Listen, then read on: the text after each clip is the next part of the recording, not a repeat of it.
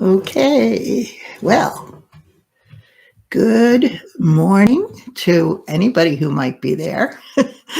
I'm doing this impulsive thing. This is Saturday morning, the last day of August 2024. Here in the US, this is Labor Day weekend, so it's the last hurrah for many people for their summertime. Kids started back at school mostly last week for a few days, but now we have a long weekend and the school year really launches um, next Tuesday. Anyway, I have been putting off recording anything for my YouTube channel for, I think I looked in, and the last time I shared anything on this channel was 5 months ago. I don't know. I just kind of lost the lost the motivation for doing it. I always find it's kind of an ordeal for me because I end up having to redo and redo and redo a piece many times, and until I'm happy enough with it to share it, until I think it's as close to perfect as it's going to be. And I've just been avoiding doing it. The other thing I've been struggling with lately, and I know a lot of my harp friends deal with this, is I get really nervous when I play live in front of people.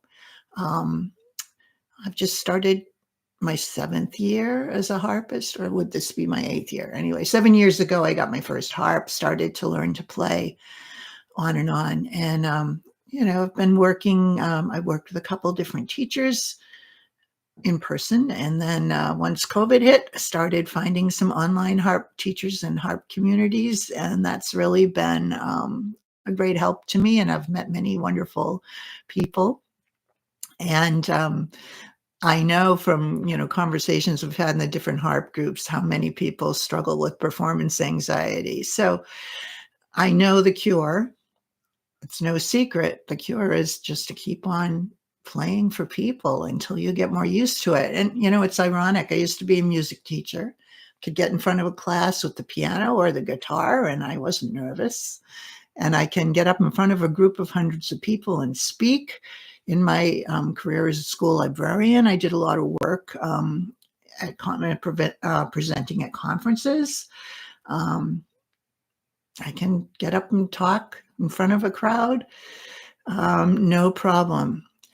And in the past, I have played with different ensembles and sung in different choral groups. That's absolutely no problem. But that scary feeling when it's just you and the focus is all on you. So anyway, I have these two pieces, and I had planned today to record them and do some nice editing, maybe put in some visuals. I enjoy the editing process more than the recording process. But then I woke up about 5 o'clock this morning, and I'm thinking, okay, I got to think about where I'm going to set up the harp and what I'm going to wear, and if my hair looks good, and should I put on makeup, and um, then I'm going to start to record, and I know I'm going to have to keep doing it over and over again. So I thought, why don't I just, you need to practice more in front of people, Kathy. I played yesterday for one of my groups. It's called the Performing Practice Group, and that's just what we do. We practice performing for each other just to give ourselves a chance to play for other people. So I thought, well, maybe I should play for whoever wants to tune in on YouTube, whether you're live. And I think I've got a couple people there. You can, say something in the chat if you'd like to tell me who's out there. Anyway, so I thought, well, it's early in the morning. What the heck? I'm going to play two pieces, and however they go, they go. And these are the ones I was going to record later, but I'm recording them now live for you. So however they turn out, it's going to be a one take thing. I hope. I have them memorized, but sometimes when you're playing for real, weird things happen. So anyway, I'm going to just play through them. And the first one is an arrangement of a piece a hymn and a choral piece we do in our church quite often. It's called "Here I Am, Lord." And I found this nice arrangement that someone else had shared online, and I went and got it and learned it, and I enjoy playing it. So it's called "Here I Am, Lord." And the arrangement is by, I think her name is Elizabeth Louise. I may have that wrong, but I think that's her name. So sorry if I got it wrong and you're listening.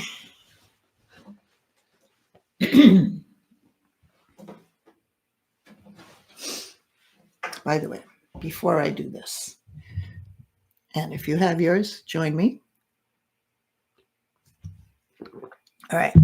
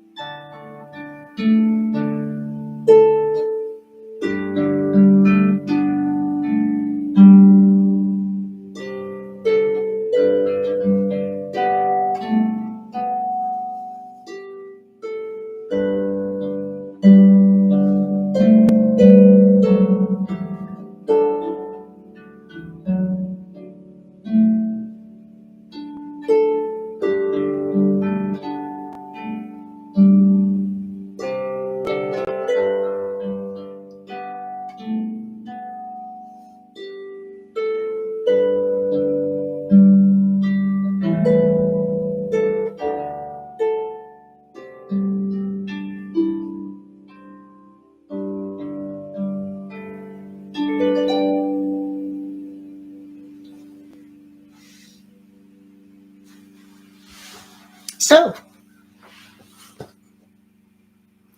that was interesting.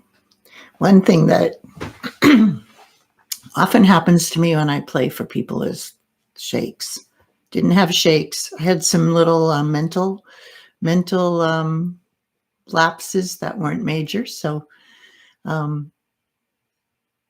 in all, not too horrendous. If I were recording that for real, I'd probably do it again. But that's a wrap on that one.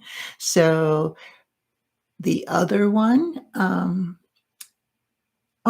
when did you start to play the harp? Asked Queen Victoria.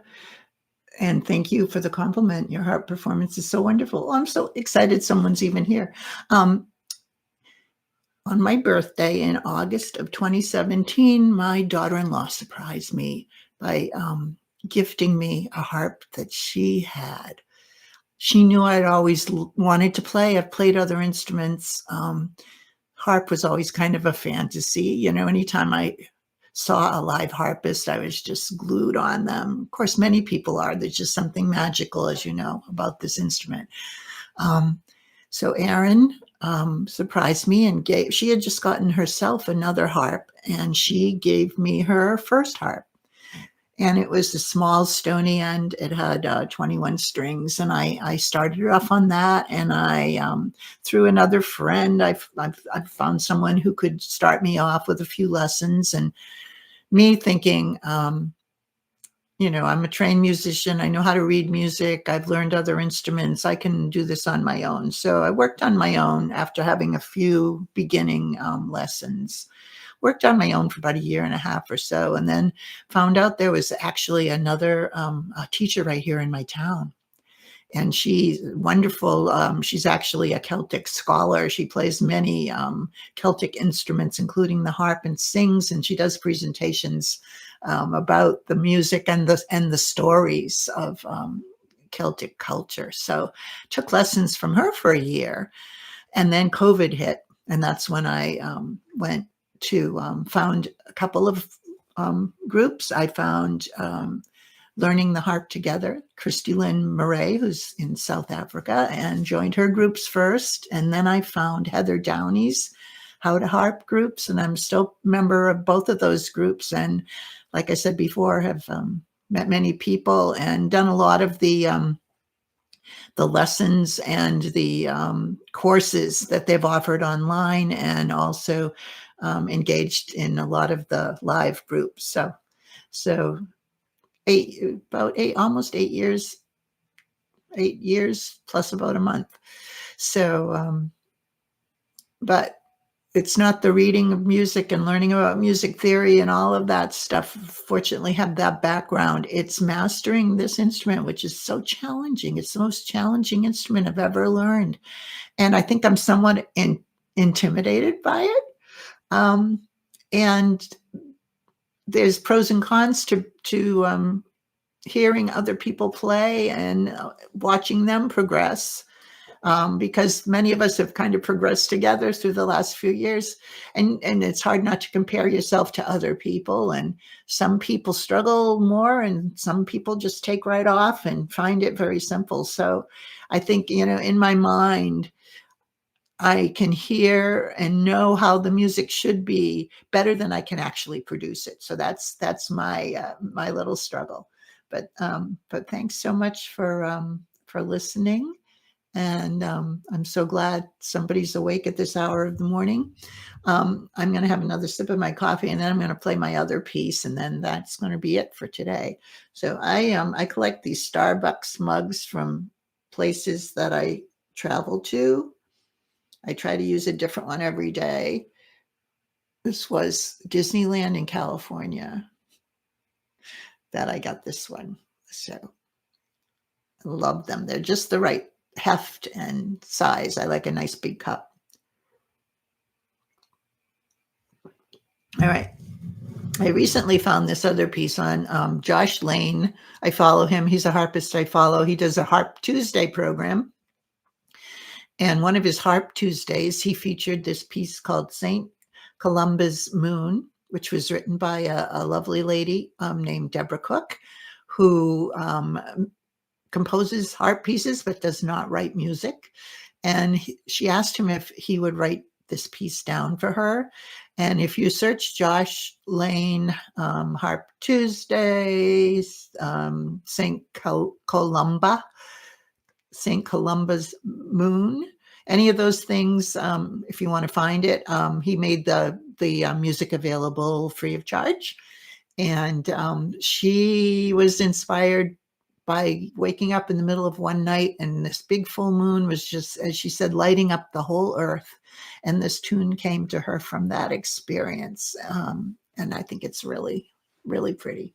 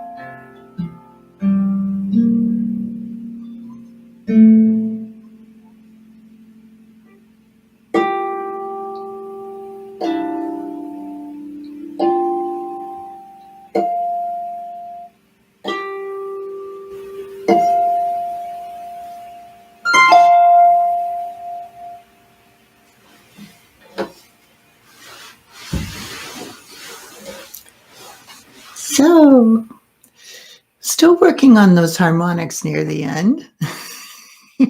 I'll nail them one of these days. Sally Garden for me. I would have to find, I do know it, but I haven't played it in a long time. If I can quickly find it, maybe another time, because I don't want to go rummaging around. But yeah, that's a pretty one. Anyway, I'm kind of thinking, like, I had been, talking about not liking to record anymore for my YouTube channel. I've been wondering if I was just going to stop. I have quite a few subscribers, but they're not going to keep on following me if I don't continue to provide some content. So I'm thinking I might make this an occasional thing rather than do a polished recording, because I think other people might share in the struggle and appreciate hearing it live. And it's helping me. Um, it's a good thing for me. It's good practice for me. So maybe in a couple more weeks, I might do this again on a Saturday morning, getting ready to take off for a long vacation. So it won't be for a while, but Queen Victoria, next time I do this, I will be sure to play. I have a couple of arrangements of Sally Garden. I've got a very basic one that I learned early on, and then there's one that Sunita Stanislow did that's much more challenging that I haven't played in a while. So maybe I'll pull those out, and who knows what else. Those two pieces now I think are, if I need to play in church pretty soon, I could use both of those. Um, I'm working on a piece that's arranged by Hannah Flowers, which is the theme from the film Anne of Green Gables. It's quite challenging for me, so it's going to take a while, but I might share it one of these times. And I'm going to look and see. I've got some things set aside for future. I always have something for the future. And I'm going to probably start another new piece. So we'll see what happens. We'll see what happens along the way. But this will be saved onto my channel, so other people who weren't awake or didn't know, because I just announced it last minute, very impulsive on my part to do this today. So other people may get to see it later. And if you do, let me know if it's something you'd like me to continue doing. Have a chat with you and a cup of coffee on a Saturday morning, talk about what I'm learning, and share some music with you. And maybe you can, we can have a conversation too about whether you have these same challenges that I'm facing as an adult harp learner, and maybe we can help each other through that. So enjoy the rest of your day. Enjoy your weekend, and hope to talk to you again soon.